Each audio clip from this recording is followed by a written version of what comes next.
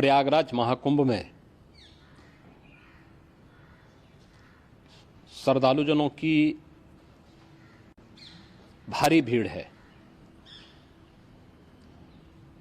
लगभग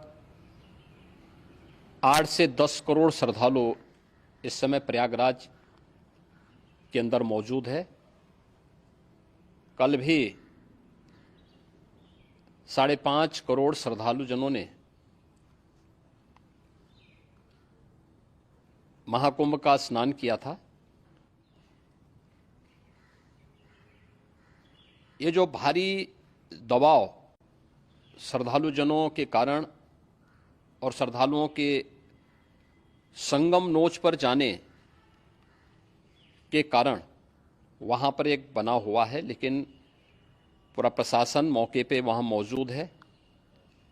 रात्रि को 1 से 2 बजे के बीच में अखाड़ा मार्ग पर, जहाँ पे अखाड़ों के अमृत स्नान के दृश्य से बैरिकेड्स भी किए गए थे, तो बैरिकेड्स को फांद करके आने में कुछ श्रद्धालु गंभीर रूप से घायल हुए हैं।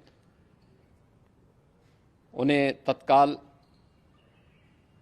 हॉस्पिटल में पहुंचा करके उपचार आदि की व्यवस्था उनके लिए की गई है। उनमें से कुछ श्रद्धालु गंभीर रूप से घायल हैं।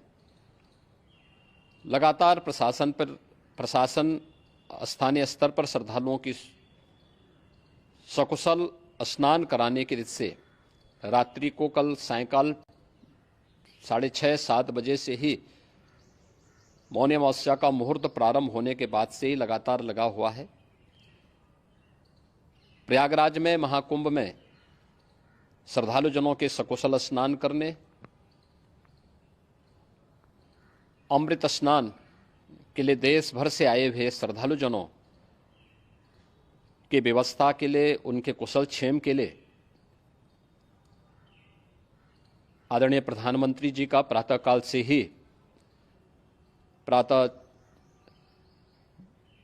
से ही उनके लगभग 4 बार प्रधानमंत्री जी ने हालचाल लिया है। माननीय गृह मंत्री जी ने, माननीय राष्ट्रीय अध्यक्ष भारतीय जनता पार्टी श्री जेपी नड्डा जी ने, माननीय गृह मंत्री श्री अमित शाह जी ने भी, और प्रदेश की माननीय राज्यपाल श्रीमती आनंदीबेन पटेल जी ने भी लगातार जानकारी लेकर के सभी के कुशल क्षेम और सकुशल स्नान कराने के बारे में निरंतर रिपोर्ट ले रहे हैं।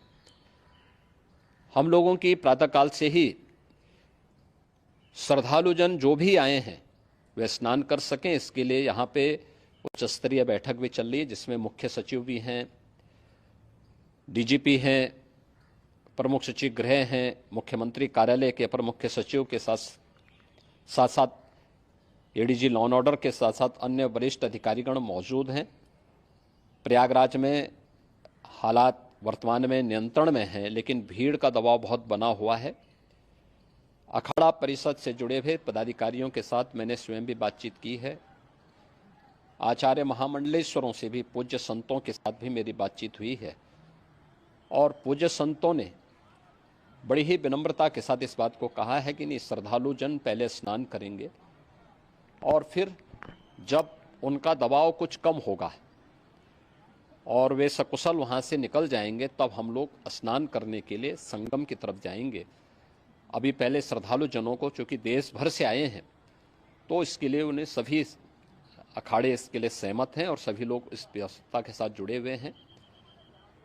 लगातार इस दिशा में हम लोगों का प्रयास है कि जो अब तक प्रातःकाल से ही आपने देखा होगा, कल मैंने बताया कि कल लगभग 5.5 करोड़ श्रद्धालु कल महाकुंभ का स्नान किए हैं, और आज प्रातःकाल तक लगभग 8:30 बजे तक 3 करोड़ से अधिक श्रद्धालु स्नान कर चुके हैं, और ये लगातार जारी है। लेकिन संगम नोच पर, अखाड़ा मार्ग पर,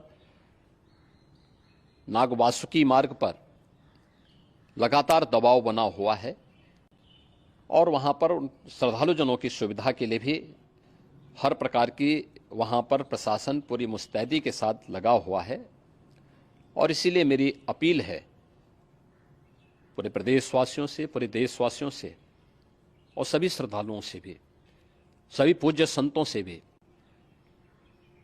कि अफवाह पर कोई ध्यान न दें, संयम से काम लें। ये सब आयोजन सभी लोगों का है। प्रशासन उनकी सेवा के लिए पूरी तत्परता के साथ लगा हुआ है। केंद्र और राज्य सरकार पूरी मजबूती के साथ वहां पर हर प्रकार का सहयोग करने के लिए तत्पर है। लेकिन कोई किसी अफवाह पे ध्यान न दे। कोई भी